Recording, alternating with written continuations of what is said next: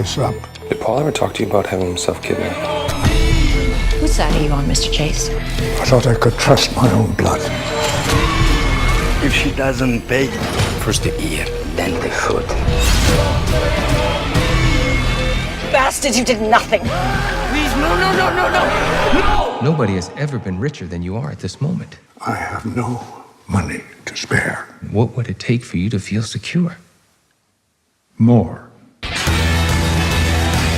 All the Money in the World is the Ridley Scott directed film based on a true story of Paul Getty. He apparently is an oil tycoon dude. He has all the money in the world. He's the richest man on the planet.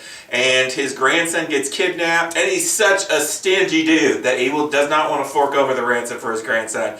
He will do almost anything to not have to pay for anything, really. He feels like that's the way he got his money. He does not want to share it with anybody. And that's your basic story here. Michelle Williams plays the mother of the child that gets kidnapped. She's fantastic in this movie. Will probably get Oscar nominations. She's really good. Christopher Plummer plays Paul Getty. After they kind of reshot all of his scenes, because Kevin Spacey was originally going to play him, and then after all that stuff, for me, he was great in the movie. Christopher Plummer was great. I don't know if Kevin Spacey would have been great too. You know, I kind of keep the politics and the side stories out of a movie and just judge the movie on the movie. And Christopher Plummer was great in this role, and he looked like an old rich dude. So I don't know why they were trying to put all the prosthetics on Kevin Spacey. I guess to make him look older, because in those first trailers it did look a little weird. So you know, to me, Christopher Plummer was fine in the role. He plays a truly horrible person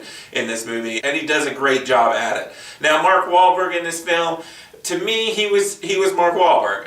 There was some scenes where I thought, oh, he's really good, and then sometimes some scenes it felt like Mark Wahlberg. It didn't feel like a character in a movie. It felt like Mark Wahlberg was just there doing his Mark Wahlberg kind of stuff. But he was fine in the movie. He plays kind of like a fixer dude that Christopher Plummer hires to try and find the kidnappers. He's hanging out with the mom a lot of the time, and you know, you get a lot of story between those two. I will say you never really care about the kid who's kidnapped. They never give you enough of a reason to care. I guess you're just supposed to because he's a kid and he's been kidnapped. Some truly gruesome things happen to this kid. That would traumatize anyone. But for me, I don't know. I just never really cared about him. And I will say that this movie was kind of disappointing because I was expecting something truly great. I just got done watching a lot of really great movies.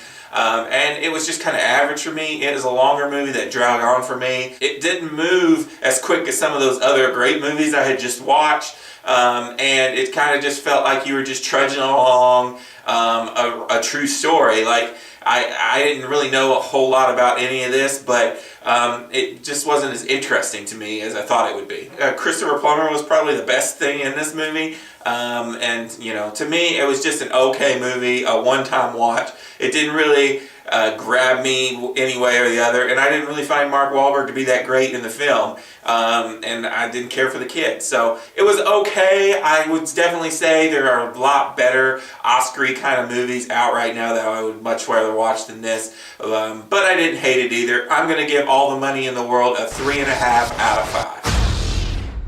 Hey, thanks for watching this video. If you want to stay up to date with all my reviews and reactions, hit the subscribe button. While you're at it, hit the like button on this video, comment down below. Some of my last videos should magically appear here. Click those. Until next time, this is Rainy Cage.